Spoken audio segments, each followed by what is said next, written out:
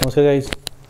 तो आज की इस वीडियो में एसएससी एग्ज़ाम में जो हम इंपॉर्टेंट क्वेश्चन कर रहे हैं उसको कंटिन्यू करके आज के जो वीडियो में हम कवर करेंगे वो है number system chapter. Number system chapter में से भी आपको 2 या 3 क्वेश्चन एग्जाम में पूछ लिए जाएंगे। ज़्यादा ही इंपॉर्टेंट क्वेश्चन नहीं बनते हैं इस चैप्टर से, जो भी इंपॉर्टेंट बनते हैं वो सारे आज की इस वीडियो में कवर करेंगे। हम स्टार्ट करते हैं हमारा आज की सेशन और देखते हैं क्वेश्चन नंबर 1 कौन सा क्वेश्चन है जो इंपॉर्टेंट बन सकता है आपके एग्जाम के लिए। पहला क्वेश्चन ये है, क्वेश्चन काफ़ी बार आता है एसएससी जीडी एग्ज़ाम लेवल के पॉइंट ऑफ व्यू से, तो आप कह सकते हो कि आने के चांसेस बहुत ज़्यादा हैं। देखो आपको क्वेश्चन में क्या बोला उसने, which of the following fraction is the smallest. ये आपको कुछ नंबर दिए हैं, कुछ फ्रैक्शन दिए हैं, इसमें से निम्न बिनों में से कौन सी सबसे छोटी है। ठीक है, छोटी वाली पता करनी है।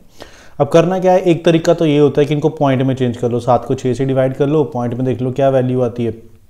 जैसे 7/6 है ना, अगर मैं 7 को 6 से डिवाइड करूंगा तो 6 कम 6, ठीक है 1 0, तो यहाँ पॉइंट आ जाएगा 6 कम 6, फिर 4 0 6 6 36, उसकी वैल्यू कितनी आ जाएगी 1.16।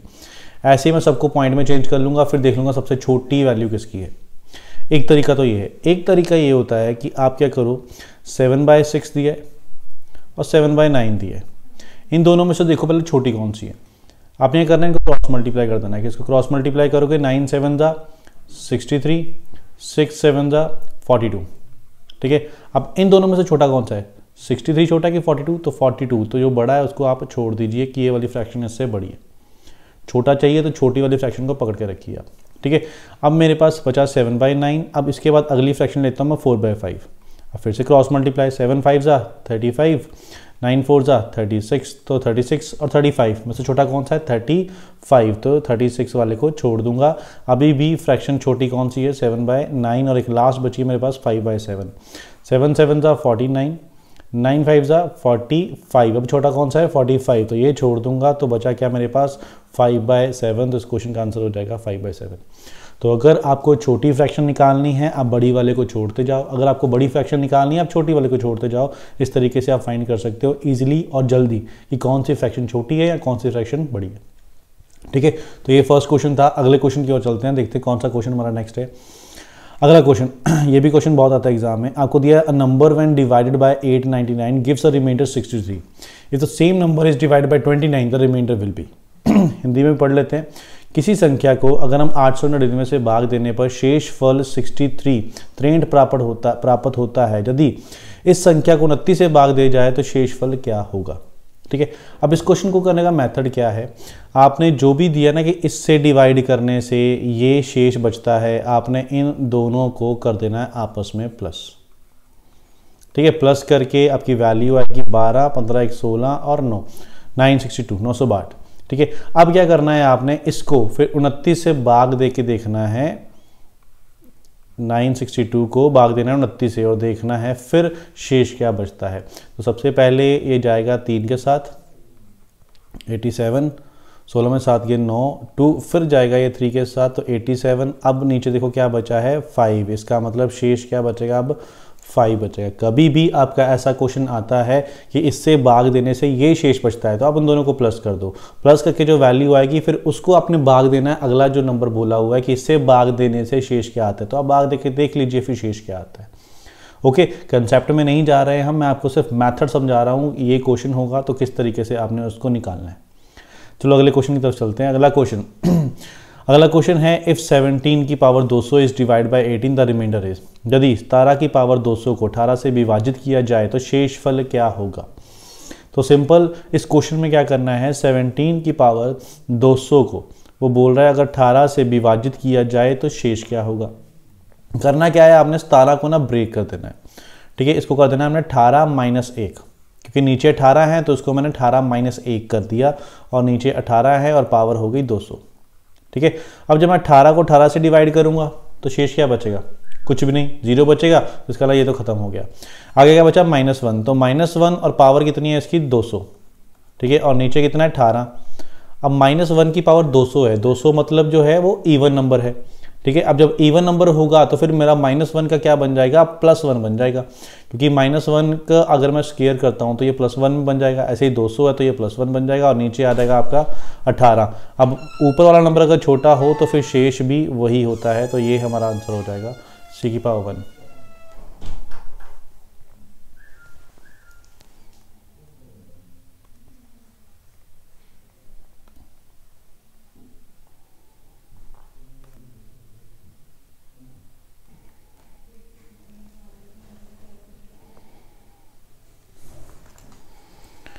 चलिए अगला क्वेश्चन देखते हैं। नेक्स्ट क्वेश्चन है हमारे पास, express 45 minute as the fraction of one day. 45 minute को एक दिन के भिन्न के रूप में व्यक्त कीजिए।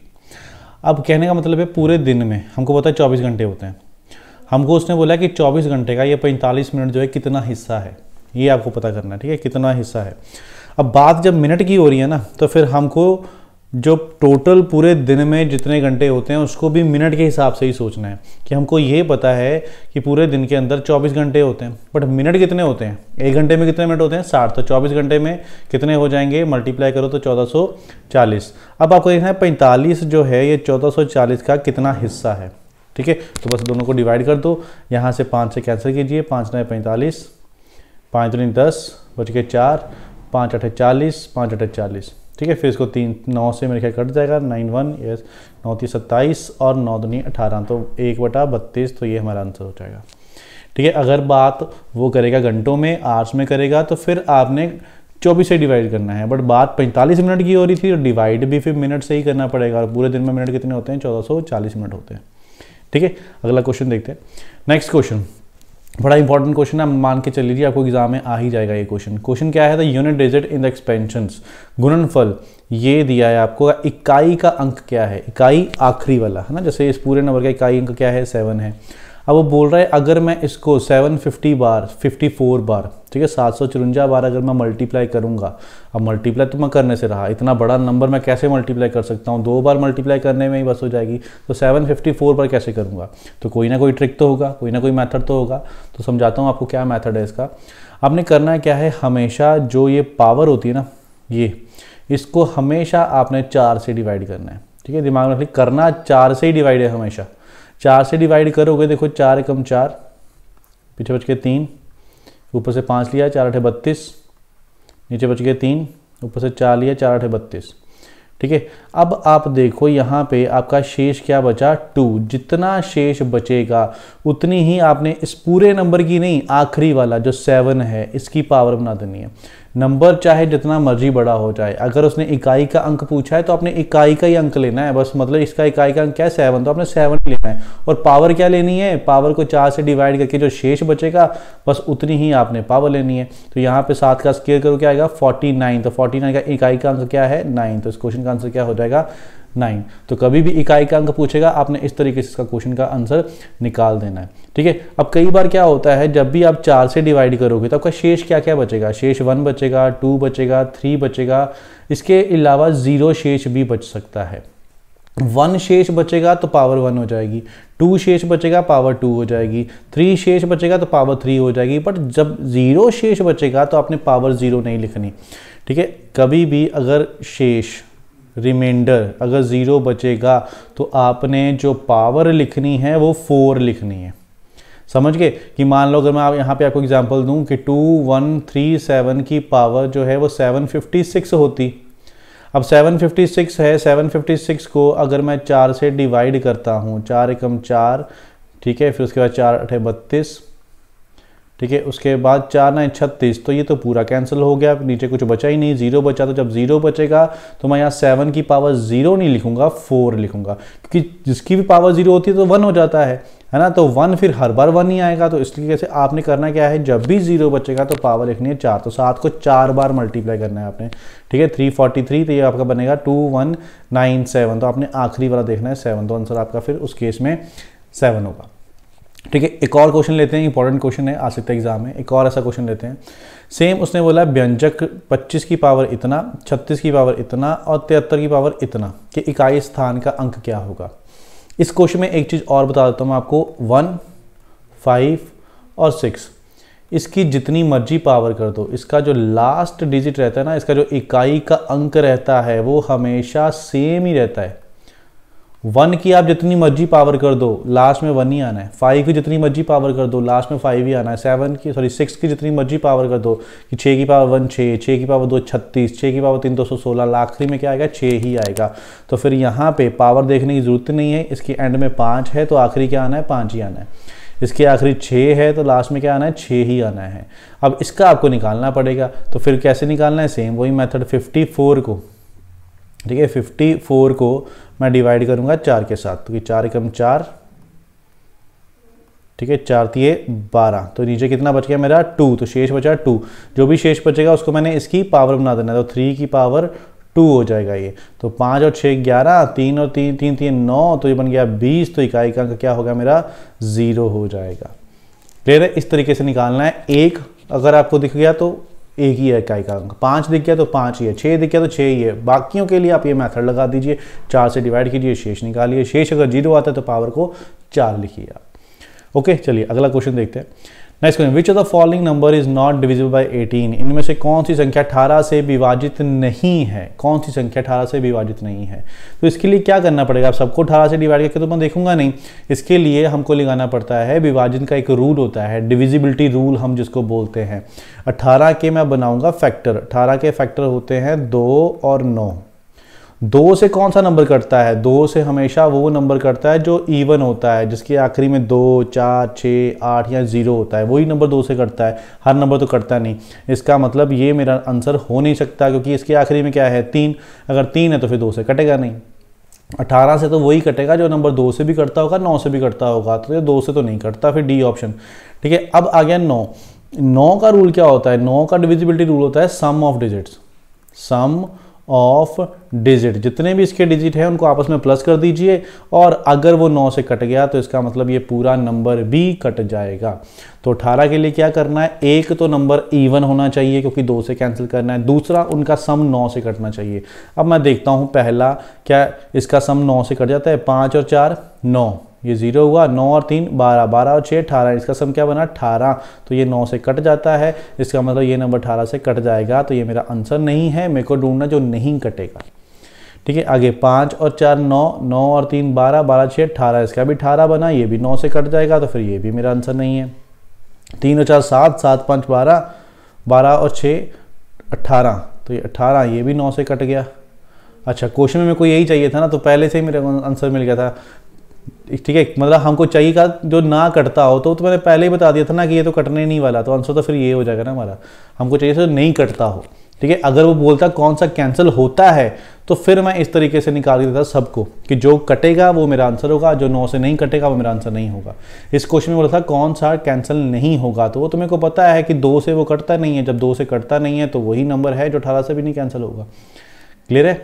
ओके, चलिए एक क्वेश्चन और है, ये भी क्वेश्चन इंपॉर्टेंट है कि 0.423 इसके ऊपर बार है, आपको इसको कन्वर्ट करना है बिन में।